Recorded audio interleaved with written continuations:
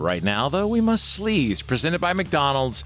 Best part about working at McDonald's is the people. Don't know if you checked out SNL over the weekend, Barnes, but it was the return of the church lady, played by Dana Carvey.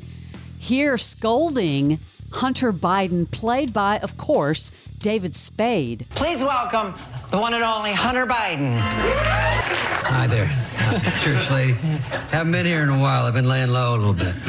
Oh, I think that's okay. At least you haven't been doing a podcast. Easy, church woman. Oh, Hunter, it's actually church lady. Oh, well, pardon me. Pardon you? Who do you think I am, your daddy? All right, yes, my father did pardon me, but I thought it was a good thing for the father to forgive the son. Right, church lady? Last time I checked, Jesus wasn't walking around in a robe with no underwear hanging out with prostitutes. I think he was. Can I just say one thing before I go? I've gone through a lot, but my dad loves me unconditionally. Also, to anyone who's seen any of those laptop photos, just remember, the camera takes off 2 inches. All righty then. Bye-bye now. Bye-bye. Okay. Bye-bye now. Bye-bye. Go. Wow, the church lady coming back. Church lady had a huge segment on SNL. Wow. Did you happen to see Angelina Jolie on with Fallon? She looked gorgeous. I didn't. And she was barefoot. Yeah. It was the funnier side of Angelina Jolie. It was kind of interesting. He was talking about her other career choices. What would they have been if she didn't become an actor? He starts by asking if it was true if she was once studying to be a funeral director. Yes. That was the one I didn't think. A funeral director? Doesn't it make sense, though? No. My grandfather died. Yeah. And I remembered thinking, this is not how they should be. This should be a celebration of life. And since I'm not afraid of death and I was comfortable with it, I thought this would be a great career path for me. Yes. To do a thing here. We need more people like that. It shouldn't be that. It's my fallback career now. That's great. I did not know that about you. Is it true that you consider becoming a pilot? Yes, I'm a pilot. You are a pilot? I am a pilot. Yes, yeah, I would guess that you would be. And my son Maddox is training to be a pilot now. Really? Finally, is it true that you love stand-up comedy? At one point, you considered trying stand-up. That is definitely a no. You would not.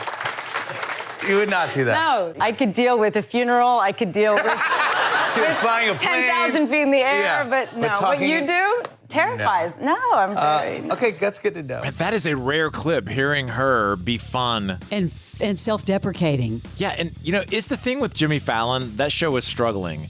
Is it because he's so pandering? It's every guest. Could be. People like genuinely, his bromance with Justin Timberlake. And he does funny skits. He's got a lot of celeb friends. Right. It just sometimes comes off as like, it's always so, yeah. Yeah, and she'll be seen a lot because there's a lot of Oscar buzz around Angelina this year. Demi Moore sat down with CNN's Christiane Amanpour talking about Bruce Willis's current condition. You were married for 13 years to Bruce Willis, a huge megastar at the time of your marriage, and he is diagnosed with a kind of dementia. Yes, and FTD. Yes. Can you say what that is? It's frontal temporal dementia. Mm-hmm. Can you tell his fans and people how he is and how he's coping? Given the givens, he's in a very stable place at the moment.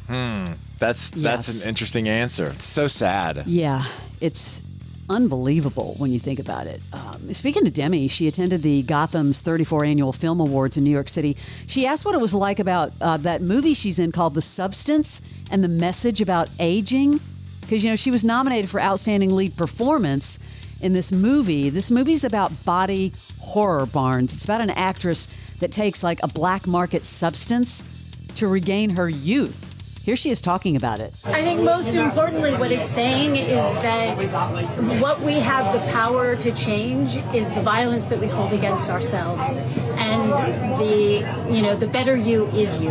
Where can you see that? I've heard so much talk about it. Isn't it in theaters? I don't know if it's available to rent. Okay, it says in theaters and on Mubi now. Yeah, it'll come out and it'll be like $10 to watch or something. We've been hearing so much about it, but yeah, I kept thinking it was going to pop up on one of the streamers. And I had no idea that Bruce and Demi's daughter, Scout, was a singer. How did I miss that? But Scout Willis was playing at City Winery in New York. Here's a clip. Use your word. A firm hand will do.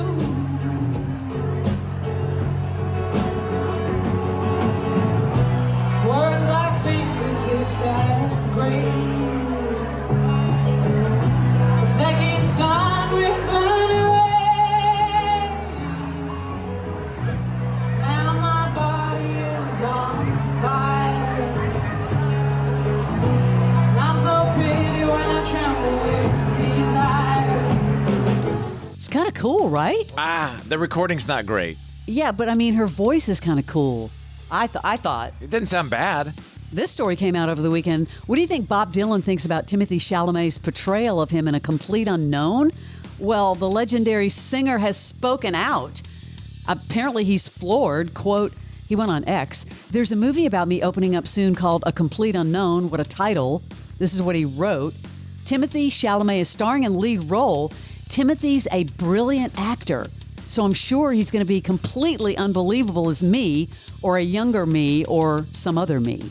Any sightings over the weekend? Timothée Chalamet was here for Game Day on ESPN, and he knew his college football as far as like names and scenarios. I was surprised.